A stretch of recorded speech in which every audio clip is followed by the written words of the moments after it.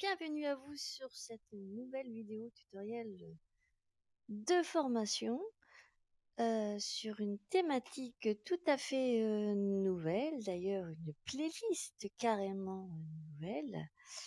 Oui, puisque je suis aussi graphiste et donc je réalise des objets personnalisés. Et au travers de cette vidéo, je vais vous expliquer comment j'ai créé ce tapis de souris rond qui est la représentation un peu plus light de leur logo que j'ai créé pour l'association La Compagnie qui est une chorale que je vous invite d'ailleurs à découvrir au travers aussi de ma vidéo actualité MCA à la rencontre de la compagnie. Alors, vous voulez transformer vos idées en objets personnalisés? Eh ben, je vais vous expliquer dans cette vidéo comment j'ai fait pour réaliser ce magnifique tapis de souris.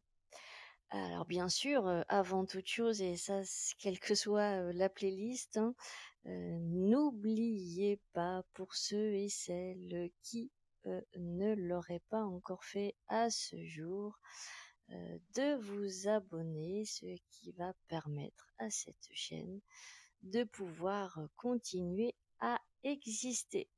Alors, comment, faire pour, s'abonner? C'est très simple. Vous devez avoir en bas à droite de votre écran, hein, ce petit logo ou juste s'abonner en gris en bas de l'écran. Il suffit tout simplement de cliquer dessus pour pouvoir vous abonner. Une petite clochette apparaît. Elle vous permet, si vous le souhaitez, de recevoir toutes les nouvelles vidéos que je publie. Vous serez ainsi informé de celle-ci et quelle que soit la liste et la playlist. La première étape, bien sûr, hein, c'est de créer l'image aux bonnes dimensions. Donc, pensez à bien mesurer le diamètre de votre rond. Là, je suis sur le logiciel Word. Sur ce logiciel, j'ai donc intégré sur un papier format A4 mon image de la représentation du tapis que je souhaitais. Ensuite, qu'est-ce qu'il faut faire? Il faut transformer cette image en miroir, de manière à ce que lorsque vous imprimez votre tapis, celui-ci soit inscrit correctement. Alors, comment faire pour faire l'effet miroir?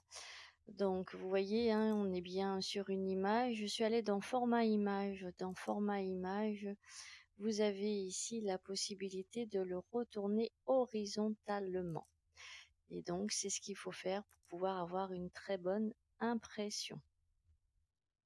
Ensuite, il vous faut une imprimante, ça c'est super important, une imprimante spécifique pour imprimer sur du papier lui-même spécifique. Il faut effectivement du papier qui permet de pouvoir faire le transfert. Alors, je pourrais effectivement vous communiquer pour les personnes que ça intéresse l'imprimante que j'ai, ainsi que la référence du papier. Alors, le papier, il faut impérativement pas se tromper sur le côté dans lequel vous devez le positionner pour que effectivement celui-ci puisse être correct.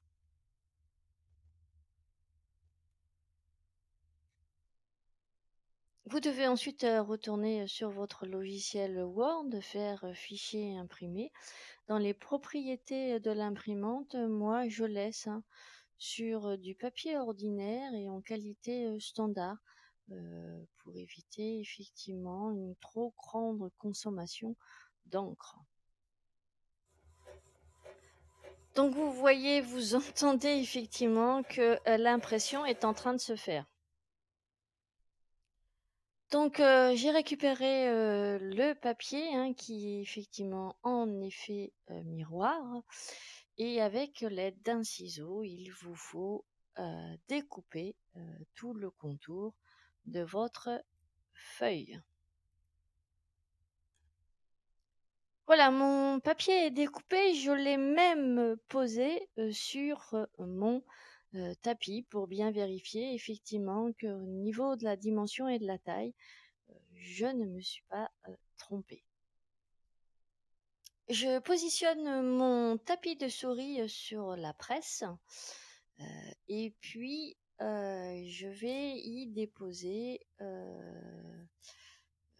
mon papier hein, avec l'image en effet miroir que j'ai imprimé.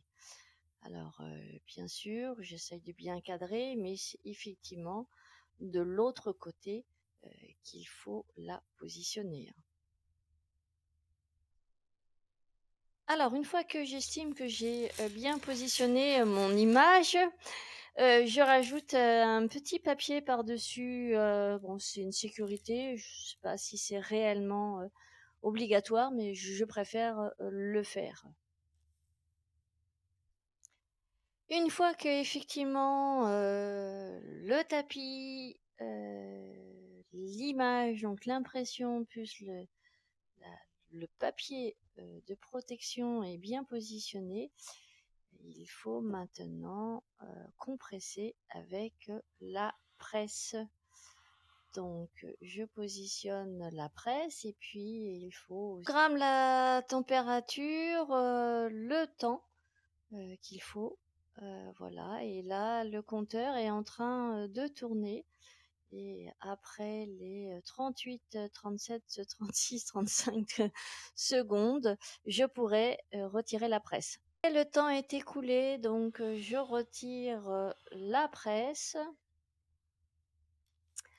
Donc c'est la grande découverte. Donc la protection.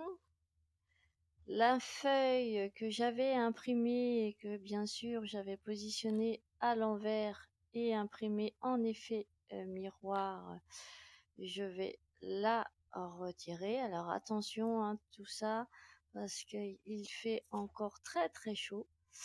Et ça y est, voici le résultat. Désolée pour le torticolis.